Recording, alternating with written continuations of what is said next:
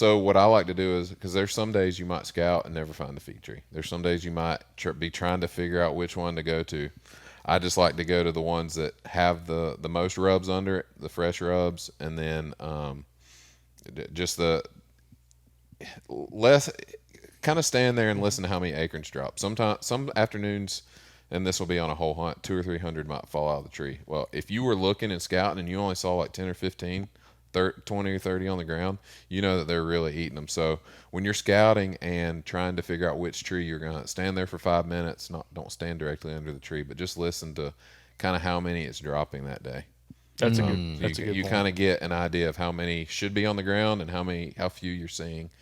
Because once they start to mulch up the ground, it's not like you can tell, oh yeah, there's been 10 more deer here since yesterday.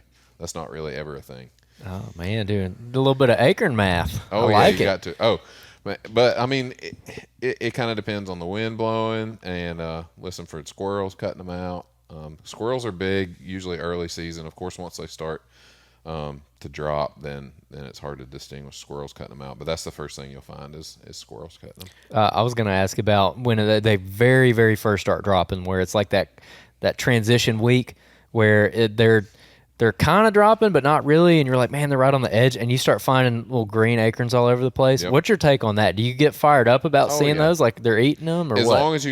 As long as there wasn't like a storm that blew through yesterday and just blew them out. But yeah, they'll eat them when they're green like that and start to, because then you'll start finding them. They're like halfway brown and then they're fully. But yeah, they'll start eating them when they're green. Okay. I mean, they're just as excited as we are when the acorns start dropping.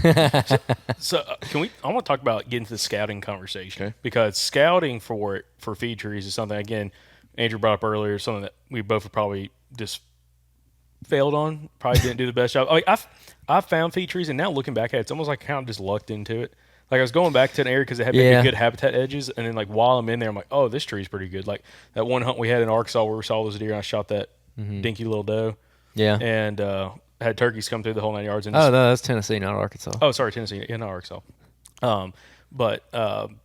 That was something, like, I just went in there. We just went in there, and I was like, this looks pretty good. I can't remember if I'd been there before you came. I don't think so. I don't know. We found it on the map, and yeah, it wasn't even that far from the parking area either. And I think we might have found it with our ears. Like we heard it dropping up there. When we got in that bottom. Yeah, because there wasn't a lot of oaks. It was kind of a river bottom, and you get down in those bottoms, and at least in that part of Tennessee, and there was a lot of box elders down in the bottom, and we couldn't find any white oaks anywhere. And there's this little ridge we were working towards, and we heard them dropping up there. Yeah. That's a big thing, especially if you're weaving through, and then you come to an area that there's like, there's white oaks everywhere, and because you can hear them drop 100, 150 yards away if it's real calm. So just stand there.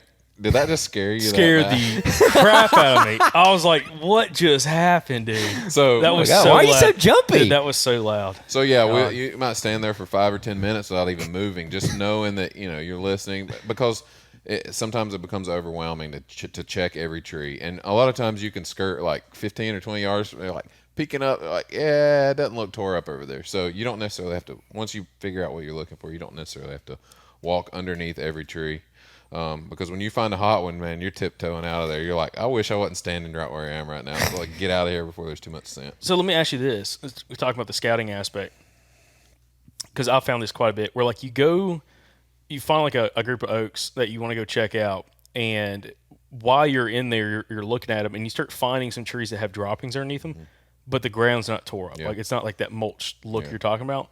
Do you take that as they're just kind of transitioning? They might not be feeding hard on that tree, or like, or they're just picking them off the ground without digging for them. Like, what's your thoughts? Yeah, I'm not hunting that tree just because of the droppings, for sure. Okay. I'm looking more for the mulched up and the busted up cap, or the caps and the broken holes and stuff like that.